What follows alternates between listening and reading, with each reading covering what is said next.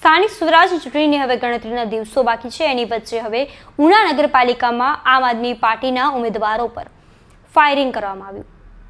તે મુદ્દે આ પ્રદેશ પ્રમુખ સુદાન ગઢવીએ પોતાની પ્રતિક્રિયા આપી છે। સાથે જ ભાજપ પર તીખા પ્રહારો કર્યા છે। તેમણે કહ્યું, ગુજરાતની ચૂંટણીને લોહિયાળ બનાવવાનું પાપ આ ભાજપની સરકારે કર્યું છે। આ આપણા ગુજરાતની ઓળખ ન હોવી જોઈએ। અને દુઃખ સાથે કહેવું પડે છે કે હદ તો ત્યાં વટી કે આ મુદ્દે કોઈ પોલીસ ફરિયાદ લેવા પણ તૈયાર નથી। નમસ્કાર, તમે જોઈ રહ્યા છો ગુજરાત પ્લસ ન્યૂઝ અને હું છું મમલ।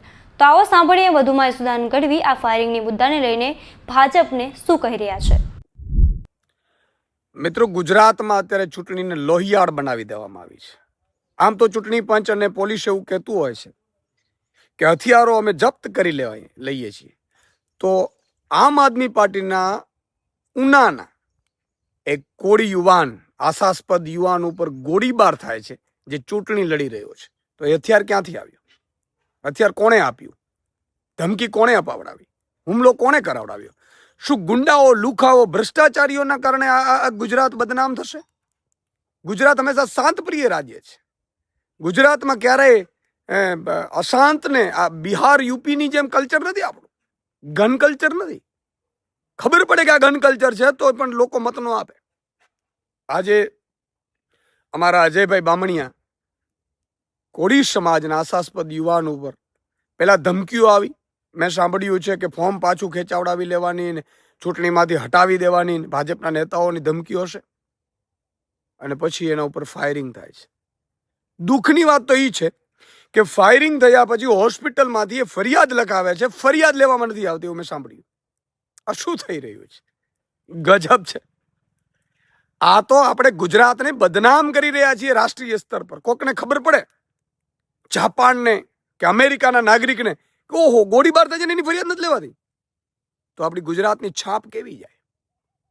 અને મિત્રો, કહેવા એ માંગુ છું કે ઉનામાં ત્યાં કોંગ્રેસવાળાએ બધાએ ફોર્મ પાછા ખેંચી લીધા। એ ધાક, ધમકી, પ્રલોભન કે જે પણ હોય, આમ આદમી પાર્ટીના નેતાઓ કે આમ આદમી પાર્ટીના અજયભાઈ અને આખી ટીમ મજબૂતાથી ઊભી રહી ઉનાના લોકો માટે લડવા માટે નગરપાલિકામાં ઉનામાં આમ આદમી પાર્ટી બનાવી રહી છે નગરપાલિકા, એટલા માટે તેના હુમલો કરવામાં આવ્યો હોવાની આશંકા છે।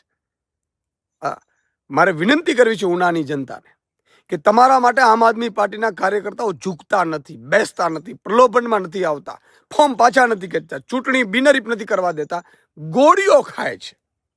જોવાનું તમારે છે। 26 તારીખે ઝાડુનું બટન છે, ઝાડુનું બટન દબાવી અને ગુંડાઓ, લુખાઓ, લફંગાઓ કે જે લોકો આ ગુજરાતની જનતાને પરેશાન કરે છે એને જવાબ આપવાનો છે। આજે પોલીસને પણ મારી વિનંતી છે કે તમે લોકો પણ ન્યુટ્રલી કામ કરો।